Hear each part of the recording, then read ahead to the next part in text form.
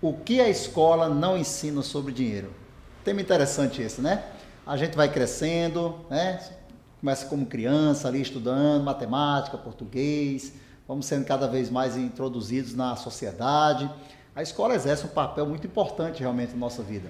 Só que o mundo moderno vem exigindo cada vez mais especialização. Então hoje em dia o segundo grau só não dá. Aliás, há muito tempo já não dá. Então, faculdade. E vamos se forma, só que muitas vezes a faculdade não é o bastante. Então temos que fazer um MBA, temos que fazer uma pós-graduação. E o que é que acontece com tudo isso? Cada vez mais tarde, a geração atual vai tendo contato com o dinheiro, né? E outra coisa, a escola nos ensina muito a ser um bom profissional, a ser um bom técnico em alguma área específica, para você trabalhar para uma empresa. Então, você acaba trabalhando para ganhar dinheiro. Você não trabalha para aprender. Robert Kiyosaki, no livro Pai Rico, Pai Pobre, fala muito sobre isso, sobre você trabalhar para aprender. Por exemplo, aprender a administrar um fluxo de caixa, aprender a fazer o dinheiro trabalhar para você. Isso a escola, infelizmente, não ensina.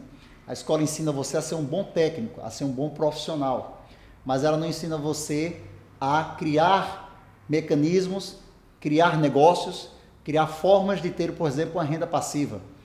Muitas vezes a gente trabalha só para ter uma renda ativa, só aquela renda que vem do trabalho. Outra coisa importante também a se entender quando você pensa em administrar um fluxo de caixa é entender o que é um ativo e o que é um passivo. Na minha formação contábil, a gente aprendeu lá na faculdade que ativo é todo o conjunto de bens e direitos que uma empresa tem e, por sua vez, o passivo é todo o conjunto de despesas e obrigações que a empresa tem que arcar. É um conceito contábil utilizado muito na contabilidade, mas na vida real, no conceito prático, o que seria um ativo e um passivo? Robert Kiyosaki é brilhante no livro Pai Rico, Pai Pobre, onde o pai rico dele, que não era o pai biológico dele, ensinava para ele, muito claro e simples, que ativo é toda e qualquer coisa que bota dinheiro no seu bolso. Por outro lado, toda e qualquer coisa que tira dinheiro do seu bolso é um passivo. Se você entender muito bem essas duas coisas, souber separar isso na sua mente, você já deu um passo muito grande para aprender a gerenciar um fluxo de caixa e criar fontes de renda passiva para você. Vamos entender um pouquinho sobre esse conceito com alguns exemplos, né? Muitas vezes a pessoa fala assim, um carro, ele é um ativo ou é um passivo? Simples, pergunte para você mesmo, ele está colocando dinheiro no meu bolso ou ele está tirando dinheiro do meu bolso? Vai depender. Se o seu carro é uma coisa que você usa esporadicamente, que você só usa para ir para um canto ou para o outro, ou de repente ele fica muito tempo em casa, ele está sendo mais um passivo do que um ativo, porque você tem que manter esse carro, pagar seguro, manutenção e por aí vai. Agora, se esse carro é usado por você para trabalhar, se cada vez mais que você usa esse carro, você aumenta os seus ganhos, ele está sendo um ativo, porque ele está ajudando você a aumentar os seus ganhos. Telefone. Telefone é um ativo ou um passivo? Depende. Se você tem um telefone caríssimo, que você não sabe nem usar os recursos dele, está sendo mais um passivo do que um ativo para você. Mas se você tem um telefone que seja bom, até caro, mas que todos os recursos dele estão sendo aproveitados e tudo isso está se voltando para você aumentar os seus ganhos, para você se comunicar com mais gente, para você poder vender mais, então esse telefone para você está sendo um ativo. Quer ver outra coisa muito interessante que muita gente não entende? A casa própria é um ativo ou é um passivo? Eita, casa própria é uma coisa interessante de falar, né? Depende. Na grande maioria dos casos, a casa própria é um passivo.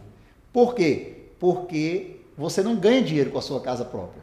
Ah, você pode até pensar assim, não, mas eu comprei meu apartamento na planta, já moro aqui há 5 anos, ele já vale 3 vezes mais do que quando eu comprei. Então ele está sendo um ativo. A pergunta é, desde quando você comprou até agora, quanto entrou no seu bolso proveniente desse apartamento? Você vai dizer nada ainda, então ele ainda está sendo passivo, porque você está tendo que fazer toda a manutenção. Ele só será um ativo quando você vender. Ou se você tem um imóvel, um apartamento que está alugado, neste caso, este apartamento está gerando renda para você. Aí nesse caso você tem um ativo. Então é muito simples. Colocou dinheiro no meu bolso, é um ativo. Retirou dinheiro do meu bolso, é um passivo. Aprenda sobre esses conceitos, sempre se pergunte sobre isso, que aí você vai saber administrar um bom fluxo de caixa. Perceba essa história, que eu vou te contar aqui, é real, aconteceu. Eu estava um dia conversando com um tio meu, ele é corretor de imóveis, e ele estava vendendo alguns terrenos de uma grande construtora. E ele me contou que estava num jantar com o dono dessa construtora, no apartamento dele, junto com vários outros corretores. Ele tinha acesso ao dono da empresa, foi lá conversar com ele. E num bate-papo com algumas pessoas, ele falou que pagava R$ 4.000 de aluguel no apartamento que ele morava. E o meu tio quase caiu para trás. Meu tio pensou, veja bem, o senhor é dono de construtora, tem inúmeros terrenos sendo vendidos, constrói prédio, como é que você mora alugado? Não faz sentido isso. E eu até entendo a cabeça dele, mas eu sabia o que estava acontecendo, né? Então o dono da construtora deu um sorriso para ele e falou assim, olha só, esse apartamento que eu moro aqui custa R$ 2,5 milhões de reais. E meu tio virou para ele e falou assim, pois é, mas você tem R$ 2,5 milhões. Não estou entendendo, como é que você é dono de uma construtora e mora alugado? E ele falou assim, não, claro, eu tenho R$ 2,5 milhões. Só que se eu tirar R$ 2,5 milhões do meu negócio, eu deixo de ganhar R$ 100 mil por mês. Quando ele falou isso para o meu tio virou para ele e falou assim, ok, não precisa explicar mais nada, eu já entendi. Eu acho que você percebeu também. O que é que esse grande empresário faz? Ele sabe administrar o seu fluxo de caixa. Sobretudo um fluxo de caixa positivo, porque o foco dele sempre está em quê? Em aumentar a coluna de ativos dele. Aumentar a coluna de coisas que colocam dinheiro no bolso dele, ao invés de aumentar a coluna de passivos. Se você manter o seu foco em comprar, em adquirir sempre coisas que aumente a quantidade de dinheiro que entra no seu bolso, ou seja, focar na coluna de ativos, você sempre vai ter um fluxo de caixa positivo. Então, vai comprar alguma coisa, quer que isso seja investimento, pergunta, isso aqui vai colocar dinheiro no meu bolso ou vai tirar? Se vai tirar, você não compra. Se vai colocar, então você compra. Esse exemplo dessa história foi fantástico. Se ele pegasse R$ 2,5 milhões e tirasse da construtora dele, ele iria comprar um apartamento e iria estar pisando em cima de R$ 2,5 milhões que estariam parados sem render nada. Passaria a ser um passivo. Então ele prefere o quê? Pegar os R$ 2,5 milhões, colocar no negócio dele, render 100 mil por mês, ele tira 4, paga o aluguel e sobra 96 mil. Para quê? Para aumentar o seu fluxo de caixa e poder comprar outros imóveis e fazer negócio. É assim que os milionários pensam. Ele quer saber o seguinte, o dinheiro está trabalhando para mim ou está trabalhando para os outros? O foco dele é aumentar a coluna de ativos para aumentar o seu fluxo de caixa. Quer ver onde a gente começa a ensinar isso desde pequenininho?